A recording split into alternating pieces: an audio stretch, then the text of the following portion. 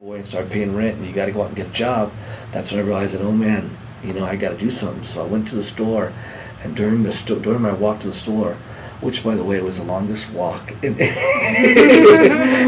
long time, I enjoyed every moment of it. It was only one block. It was from Chapman to Brookhurst to Euclid. You know what I mean? It was just that one block, one city block, and it was so enlightening. Colors became the trees. I got to see the trees. I got to see the green grass, and I got to smell fresh air.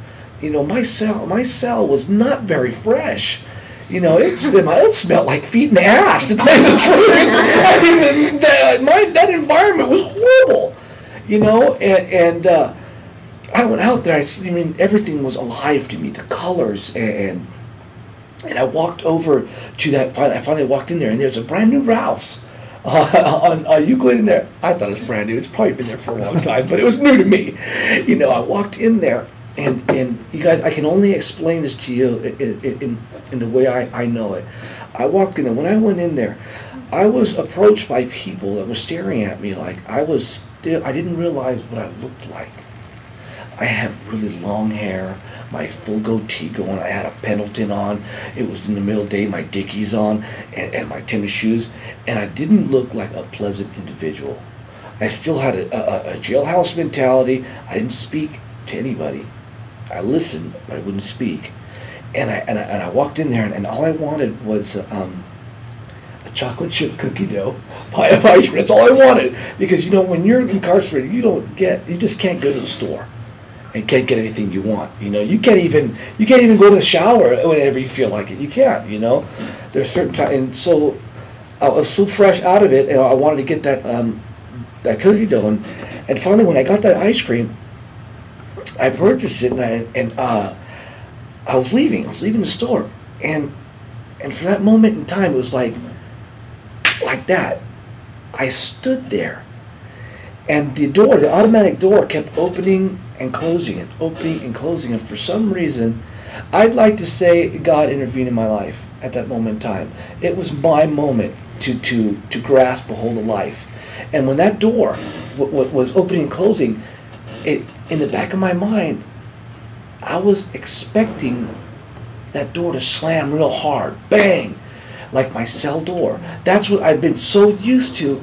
What that was is I no longer heard that sound. And what that sound is, that metal and iron and hitting that concrete, that sound is called loss of freedom. Okay, and for that moment in time, I could walk in and out of that door anytime I chose to. And my body reacted to that. And so I stood there, and I stood there for a minute there watching it. When it opened up, I'm all, oh my God, I'm a free man. I am a free man. And I walked out there, and man, it was like tons of weight lifted off my shoulders. And I walked in there, and I kept thinking to myself, okay, Brian, now that you got your ice cream, get your butt back to the house. Don't go on the bus. Don't go to those hotels that I used to hang out at. Just keep going and make it to your room. And so I finally got out there, and she starts grilling me. Just starts yelling at me. She stops in the middle of traffic, and just starts yelling at me. Why didn't you get out? Just grilling. All I heard was that, that Mrs. Crabapple, my head was pounding. I had this ice cream. I'm looking at her like, oh my God, and she said to me, what she said to me was, dude, why didn't you tell me you got out? And all I heard from all the screaming and yelling she did at me, all I heard was this. She said, your daughter wants to see you. And I just said, oh my God, my life stopped, and at that moment in time, all I heard was my own heartbeat, possible. And I looked in there, and I'm expecting this little girl, and that little girl wasn't a little girl anymore. She was a young lady. And I just said, oh my God, where have I been? What did I do with my life, I walked over to the window, and she was so scared of me that all she did was roll down the window. Man, I wanted to reach in that car, and I wanted to hug her. I wanted to smell her. I wanted to tell her how much I loved her, and I wanted to tell her how much I was sorry, how sorry I was for all the stupid things I did, and I didn't say anything like that. I couldn't say anything. And there was such a lump in my throat like there is right now. And I leaned over in that window, and I said, honey, do you know who I am? And she looks back at me with those beautiful green eyes, and she said, "You're my daddy." And I dropped the stuffed animals, and I went in there and I cried. So much adversity. See, I looked at it this way: man is judged on not what he says; it's on how well he reacts to adversity. It's not what I say that defines the character of a man; it's what I do that matters the most. And what I did is I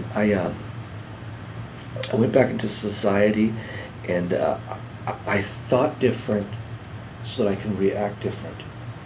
You know, I changed my way of thinking. You know, I did AA, I did NA, and like I share at the PAC meetings, I don't care if it's NA, CA, CMA, AAA, as long as it keeps me away from the DA, I'm going to do it. You know what I mean? And because I wanted to live anymore. See, I forgot how to be a man. See, doing time, that's the easy part. See, making children is the easy part.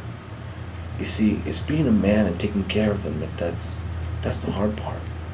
You know what I mean? And that's the part that I get to enjoy again. Now since they released me, I have a new life. I have a second chance at life. So I look at it this way: I spent my 20s destroying it.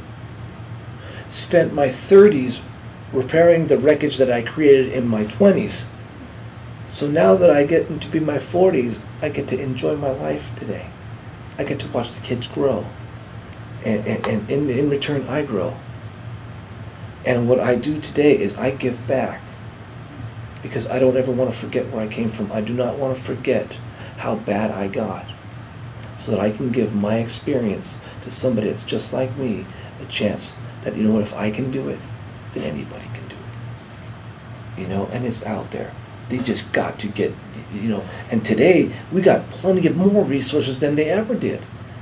You know, for me it was either straighten up, get up, or go back in your cell. You know what I mean? And today there's programs. There's 90-day programs. There's 30 days. There's detoxes. I have plenty of programs to go to now, and I offer them now. And now, what better choice, what better chance I get? See, my past is my greatest asset. I use that so that somebody else, see, I look at it this way: I did enough time for my kids so they don't have to. You know, and there's another way out.